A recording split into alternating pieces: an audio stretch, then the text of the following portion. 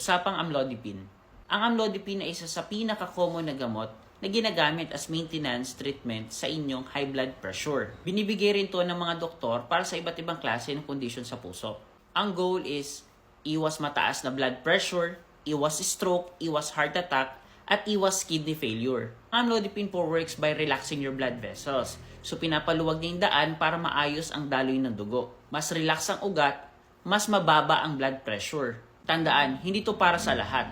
Kaya hindi pwedeng inom ka lang ng inom nito basta-basta na walang pagkukonsulta at walang gabay at walang reseta ng doktor. Ito ang mga dapat iwasan at dapat bantayan kapag umiinom ka ng amlodipine. Iwasan ang pag-inom ng NSAIDs or katulad ng mefenamic acid para hindi nababawasan ang epekto ng pagpapababa ng blood pressure. Iwasan rin ang pag-inom ng maraming grapefruit or iwasan na lang natin ang pag-inom ng grapefruit kapag umiinom ka ng amlodipine. Bantayan kung ikaw po ay umiinom rin ng iba pang gamot para sa blood pressure katulad ng losartan at saka amlodipine.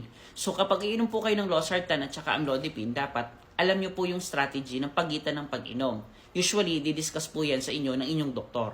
Iwasan din po ang sobrang baba na blood pressure. Kapag meron po kayong sobrang baba ng blood pressure kapag umiinom kayo ng amlodipine, ikonsulta nyo po ito sa doktor para po magabayan kayo ng tamang aksyon kung anong gagawin. Ito naman ang madalas na side effect kapag umiinom ka ng amlodipine. Una, pamamanas ng paa, pwedeng sakit ng ulo, pagkapagod, at palpitation. Pero kadalasan mild lang naman sila. Habang tumatagal, nawawala rin sila. Kapag hindi nawala at nababother na kayo sa side effect na inyong nararamdaman, sabihin nyo ito sa inyong doktor. Kadalasan, isang beses lang ito iniinom sa isang araw unless baguhin ng doktor. Dapat same time ang pag-inom para steady ang effect araw-araw. At wag na wag mong ititigil basta-basta or papalitan yung dose kasi baka biglang magkaroon ka ng problema. Dapat kapag iinom ka nito, dapat laging may doctor supervision.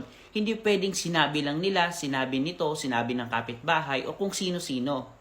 Maraming nagkakamali kasi iniinom to nila agad kapag sila ay nahihilo kahit wala pa namang diagnosis na sila ay may mataas na blood pressure. Tandaan, hindi porket nahihilo ka, feeling mo, kailangan mo na ng amlodipine.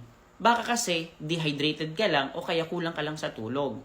Mas maganda magpa-check up po kayo sa doktor para mabigyan kayo ng tamang lunas. Alamin mo yung blood pressure mo, alamin mo yung gamot mo. Dapat laging may supervision ng doktor at dapat laging may reseta. Like, follow, and share nyo na po ang video na ito para po mas marami pa po kayong alam tungkol sa inyong gamot. Yun lamang po. Salamat!